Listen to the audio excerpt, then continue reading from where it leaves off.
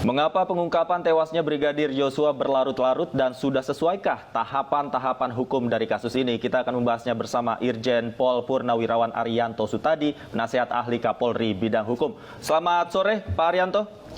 Ya, selamat sore, Pak. Pak Arianto, kasus ini selamat sore, Pak. Kasus ini sudah berjalan hampir 1 bulan, namun belum ada tersangka yang ditetapkan. Menurut Anda bagaimana hal ini bisa terjadi? Ya, kalau pandangan saya ya ini salah komunikasi antara polisi dengan masyarakat. Dan yang kedua juga kekeliruan pemahaman di kalangan polisi itu sendiri. Sementara masyarakat kan menilai ya ini kasusnya sangat simpel.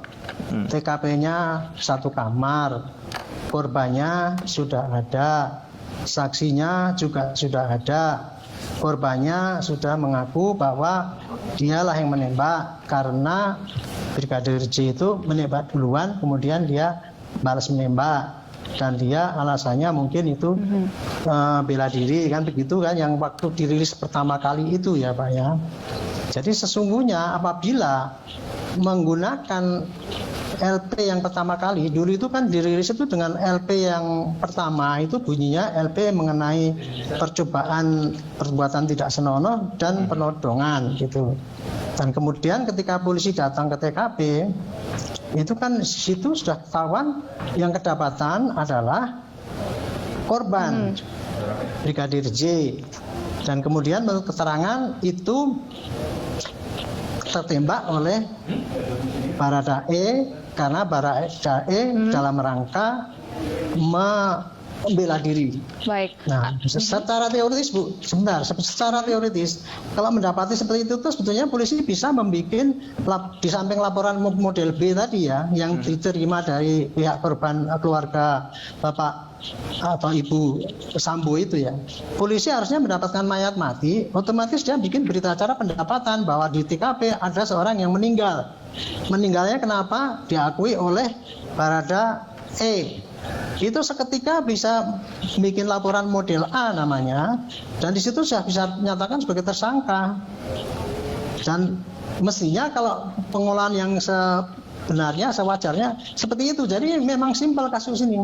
Tapi entah kenapa dulu kan pertama kali rilis itu begitu dan kemudian tidak segera ditindaklanjuti oleh polisi untuk menetapkan Baradae itu sebagai tersangka gitu. Padahal tanpa harus pemeriksaan yang lain-lain itu menurut saya itu sudah bisa gitu. Itu jadi saya pikir gini, kendala yang terjadi adalah komunikasi antara polisi menjelaskan kepada masyarakat. Baik, artinya sebenarnya Polri sudah mengantungi cukup alat bukti untuk menetapkan tersangka dalam kasus ini atau ada salah penanganan, Pak Arianto?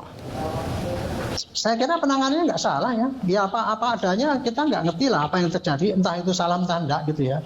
Tapi dari yang dirilis itu sendiri itu sudah jelas. Sudah ada tersangka, sudah ada saksi, kemudian barang bukti juga ada dan kasusnya seperti itu mestinya jadikan tersangka Baradae itu. Nah nanti kan dalam proses berikutnya itu tersalah.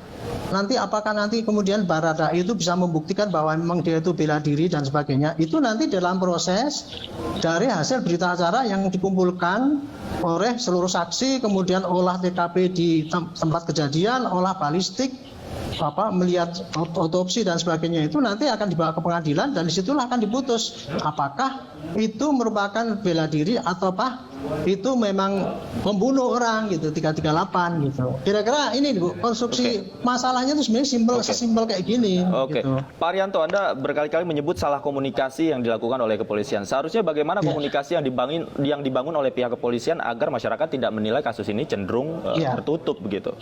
Ya. Sementara ini kan masyarakat menghendaki apa sih yang ditutupi gitu kan, tolong dibuka. Mengapa? Karena masyarakat menganggap itu simpel, tapi kok nggak dibuka kan gitu kan. Termasuk juga Pak Mahfud kan gitu kan, mbok jangan ditutupi gitu kan.